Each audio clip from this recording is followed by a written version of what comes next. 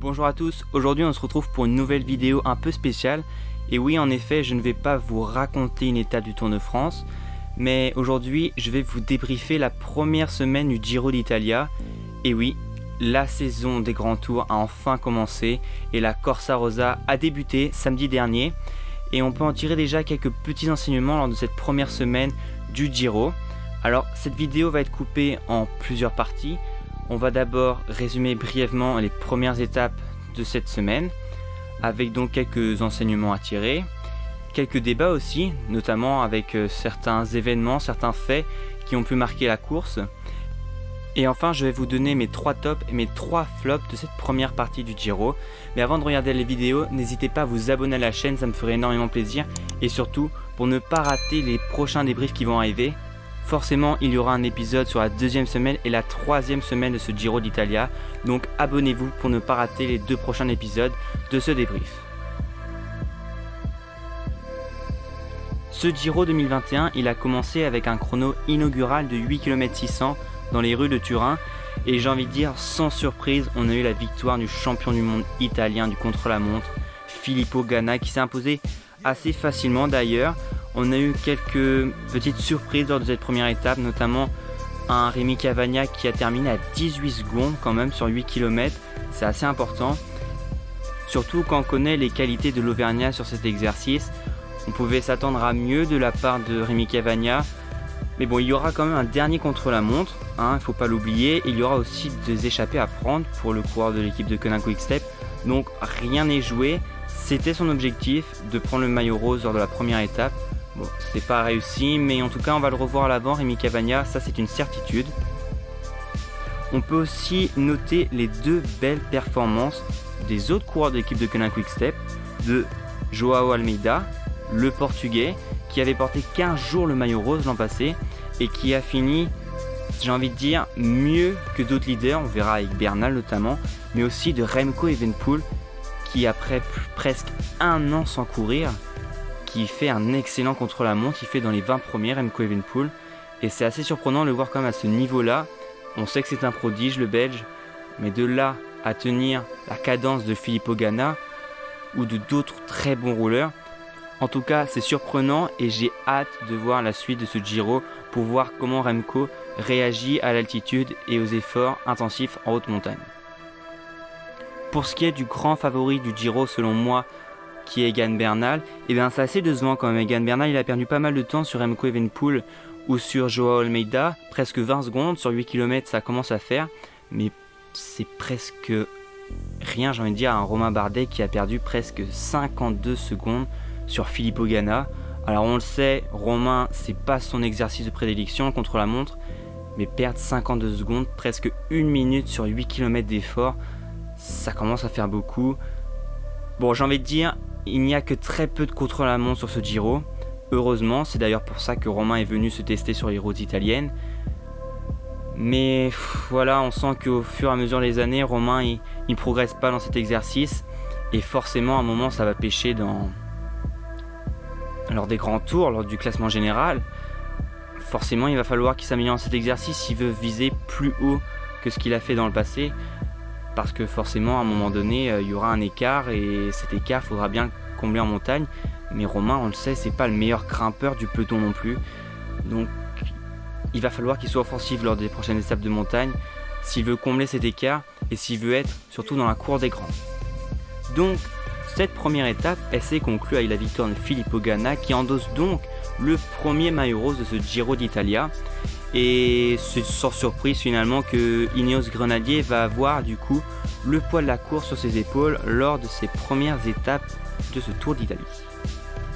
On passe donc à la deuxième étape de ce Giro entre Stupinigi et Novare, une étape de plaine de 179 km qui s'est achevée avec la victoire surprise du Belge de l'équipe Alpecin Phoenix, Tim Merlier, qui a d'ailleurs devancé donc Giacomo Nizzolo, Dylan Groenewegen, qui revenant d'ailleurs sur les routes de ce Giro. Bon, on le sait, Dylan Groenewegen, c'est pas lui maintenant qui va énormément frotter lors de ses premiers sprints. Et on a eu d'ailleurs une très bonne cohésion de groupe, on l'a senti chez l'équipe UAE dans le sprint final, avec Molano qui a enfermé Fernando Gaviria, qui l'a presque projeté dans les barrières. Et ouais, Gaviria, on l'a vu faire une petite remontrance auprès de son équipier. Ça a dû être sympa, je pense, ce soir dans le bus. Mais oui, Gaviria, forcément, il voulait gagner cette première étape de plaine, une étape qui lui correspondait à merveille. Mais bon, ce sera une prochaine fois. Et Tim Merlier, donc, qui endosse ce maillot cyclamen, pas de changement pour le maillot rose. C'est toujours Filippo Ganna qui est leader. Et on annonce le lendemain une étape un peu plus escarpée qui pourrait plus correspondre à un puncher ou un sprinter puncher. Cette troisième étape, nous y sommes entre Biella et Canale, une étape vallonnée de 190 km. Et c'est à noter une victoire en solitaire. Van den Horn, le coureur de l'équipe Intermarché Wanty Groupe Gobert, qui s'impose après une très longue échappée. Il a résisté dans le final au retour des sprinters. Et je trouve que ça fait du bien de voir des échappées qui vont au bout dans un cyclisme moderne où lors de 90% des cas, on voit un sprinter s'imposer sur une étape de plaine.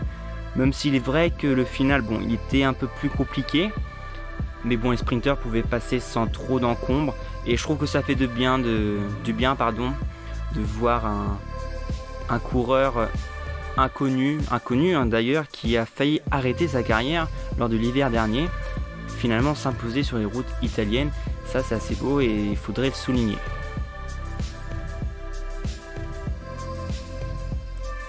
Quatrième étape entre Plaisance et Sestola, une étape vallonnée une nouvelle fois de 190 km avec la victoire d'étape de John Dobrowski, l'américain de l'équipe UAE, qui s'est imposé en haut du Colle Passerino. Et c'est une surprise, oui et non, parce qu'on connaît les qualités de John Dobrowski en montagne, mais la surprise c'est de voir Alessandro De Marchi, deuxième de l'étape, et maillot rose. Le lieutenant, j'ai envie de dire pas vétéran parce que c'est pas parti pour lui, mais le lieutenant de Christopher Froome habituellement ou de Dan Martin endosse le maillot rose pour la première fois de sa carrière et c'est vraiment un coéquipier parfait, Alessandro De Marchi, très bon rouleur, très bon grimpeur et j'ai envie de dire c'est un peu un accomplissement pour lui que de porter le maillot rose et c'est une très bonne chose pour l'Italien. Alors derrière on a eu aussi du mouvement dans le Colle Passerino avec l'attaque de Landa qui a été suivie par Vlasov, Bernal, Ciccone. Ils se sont montrés très offensifs dans le final et ils ont repris 10 secondes sur Remco Evenepoel, Yates ou encore Bardet. Mais pire encore, c'est une surprise, il faut être franc, il faut être clair, c'est Joao Almeida qui a dit adieu à ses rêves de victoire finale sur le Giro. Il a perdu beaucoup de temps, on l'a vu défaillant dès les premières pentes du Colle Passerino. Et maintenant, on sait qu'il y a le leadership chez l'équipe Deceuninck Quick-Step. Et on a donc notre premier gros enseignement sur ce début de Giro. Cinquième étape entre Modène et Cattolica, une étape de plaine une nouvelle fois de 175 km. Et c'est Caleb Ewan qui s'est imposé devant Giacomo Nizzolo. Et j'ai envie de dire, ça confirme ce qu'on avait vu dans ce début de saison. Caleb Ewan est bien le coureur le plus véloce, le plus rapide, et ça se confirme sur les routes de ce Giro. Et Giacomo Nizzolo, qui n'a toujours pas réussi à gagner une étape sur son tour national, j'ai envie de dire. Mais c'est pas le plus important, parce que le plus important, il s'est passé dans le final, à 5 km de l'arrivée. On a eu une chute, et on a eu notamment du beau monde dans cette chute, avec John Dobrowski, l'américain, le maillot azzurro qui est tombé. Il repartira, il franchira la ligne, mais c'est surtout Mikel Landa qui est tombé une nouvelle fois, fracture de la clavicule, Giro terminé pour l'Espagnol, et ça confirme que le Basque est un poissard quand même sur les grands tours. Voilà, il avait fini à 1 seconde de la 3e place sur le tour en 2017. En 2019, il était 3e avant le contrôle-la-montre et il se fait passer par Primož Roglič. Voilà, on a plein d'exemples en tête d'accidents ou d'incidents de Mikel Landa. Et ouais, c'est regrettable pour le Basque qui, pour ma part, moi je le voyais comme le favori avec Egan Bernal en tout cas sur ce Giro d'Italia. 6e étape, et cette fois-ci on prend de l'altitude entre les grottes de Frassassi et Ascoli Piceno avec une montée assez longue, presque 13 km, avec des pourcentages assez réguliers entre 5 et 6% dans le final, mais on a eu quand même du mouvement Alors, faut d'abord noter donc la victoire de Gino Madère qui s'impose, lui un peu revanchard aussi par rapport à ce qui s'était passé sur le Paris-Nice, on s'en souvient tous, avec Primož Roglič qu'il devance à quelques mètres de la ligne sur le col de la Colmiane. Mais derrière, on a eu aussi du mouvement, avec Bernal qui a été offensif. Certes, il ne parviendra pas à distancer Ciccone et Evenepoel, mais on a aussi une surprise, c'est Attila Valter qui prend le maillot rose pour quelques secondes devant Remco Evenepoel. Attila Valter, il était échappé lors de l'étape remportée par John Dobrowski, et c'est pour cette raison qu'il endosse le maillot rose. Donc le Tour d'Italie de l'équipe Groupama FDJ est pour le moment réussi, avec un maillot de leader porté. Et oui, je pense que ça va être une libération pour cette équipe française qui est quand même un peu poissarde sur les derniers grands tours. On le sait, avec Thibaut Pinot, ça n'a pas été tout rose, on va dire, mais voilà, ça va faire du bien à l'équipe, du baume au cœur, et ça va un peu les libérer, je pense, lors des prochaines étapes à venir.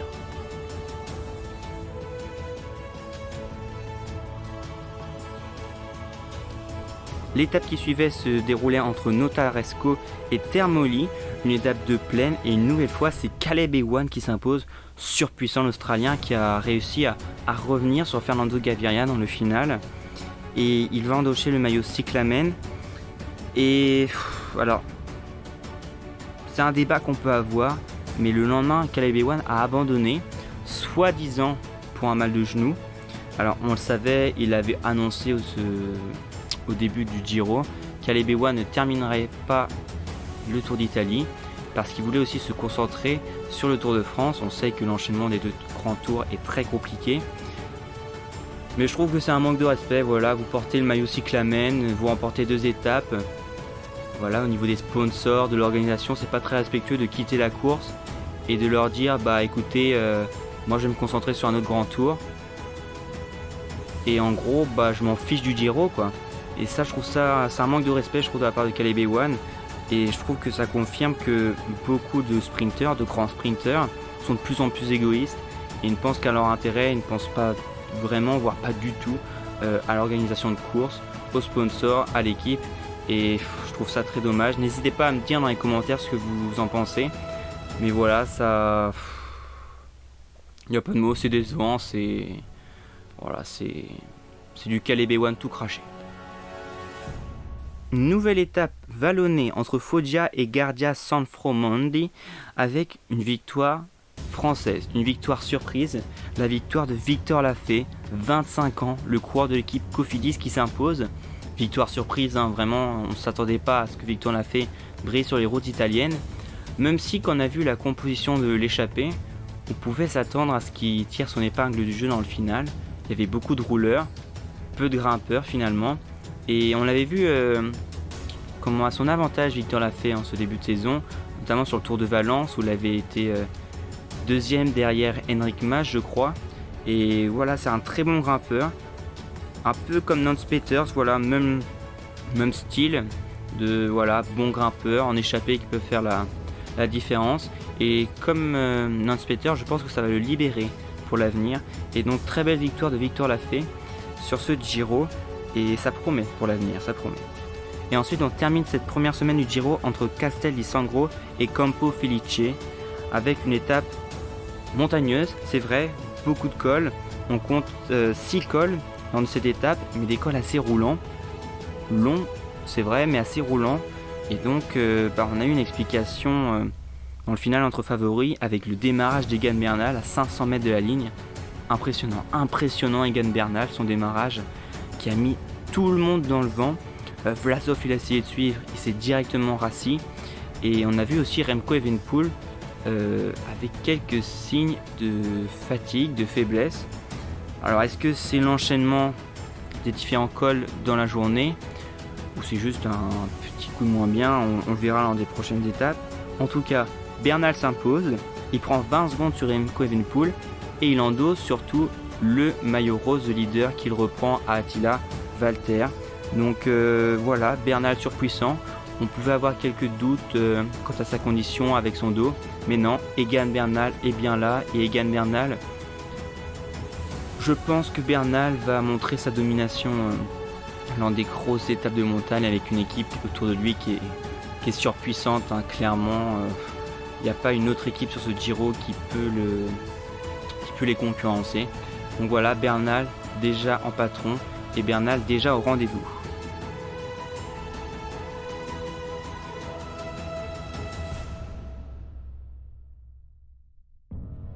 Alors donc voilà pour le débrief de ces premières étapes voilà pour le débrief de ces étapes de la première semaine du Giro. Alors je vais vous donner donc mes tops. Alors il y a 3 tops forcément qui ressortent avec donc Egan Bernal, le Colombien, bien sûr, maillot rose, voilà, qui a montré qu'il était en grande forme, que ce soit au Colle Passerino ou encore lors de cette étape à Campo Felice. Caleb Ewan aussi, parce qu'il a quand même remporté 2 victoires d'étape. Bon, même si vous savez mon sentiment par rapport à son abandon entre guillemets. Et aussi Giulio Ciccone, on n'en parle pas beaucoup de Giulio Ciccone parce que Trek avait emmené aussi Vincenzo Nibali. On parlait plus de Nibali que de Ciccone, mais attention, Ciccone, on sait que c'est un excellent grimpeur. On n'a pas encore vu toutes ses qualités pour un classement général, mais attention parce que Giulio Ciccone, je pense que ça peut être une grosse surprise sur ce Giro et il peut pourquoi pas viser un podium. Ce serait pas illogique en tout cas, ce serait pas une grosse surprise. Et en tout cas dans mes flops, donc il y a 3 flops également qui ressortent. C'est Joao Almeida. Voilà, l'année dernière il avait fait un Giro fantastique, 15 jours en jaune. Bon, voilà, dès les premières pentes on l'a vu qu'il était en difficulté. Même s'il a été mieux sur l'étape de Campo Felice. Voilà, Almeida, je pense que maintenant il va se muer en équipier modèle pour Remco Evenepoel lors de ses prochaines étapes de montagne. On a également Peter Sagan, le Slovaque, qui n'a pas été à son avantage lors des 2 sprints. Même si Sagan il a fait un début de saison en demi-teinte, il a quand même gagné une étape sur le Tour de Romandie, je crois. Voilà, mais c'est pas encore du grand Sagan. Voilà, et il a annoncé en partance, on ne sait pas où encore, mais on sent que Sagan il a un peu la tête ailleurs. Voilà, on sent que il n'a plus la tête chez Labora, mais il faudrait quand même qu'il essaye de se ressaisir. Et il a les moyens de gagner l'étape, ça c'est sûr. Mais voilà, les opportunités vont devenir de moins en moins nombreuses et il va falloir planter entre guillemets à un moment donné. Et enfin, c'est Simon Yates. Simon Yates, alors vainqueur du Tour des Alpes il y a quelques semaines, qui a été très fort Simon Yates, mais là on ne reconnaît pas Simon Yates, vraiment il n'est pas à son avantage, toujours en deçà par rapport à Bernal et Evenepoel.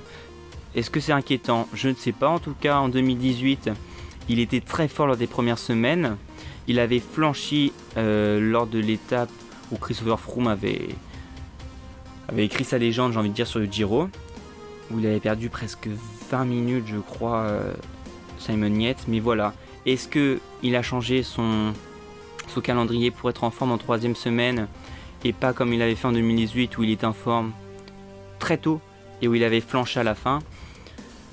Je ne sais pas, en tout cas Simon Yates, c'est vrai que c'est une déception en tout cas.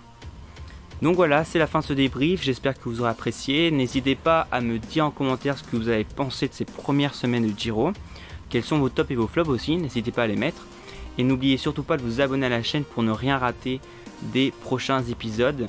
Et donc on se dit à très bientôt pour une prochaine vidéo.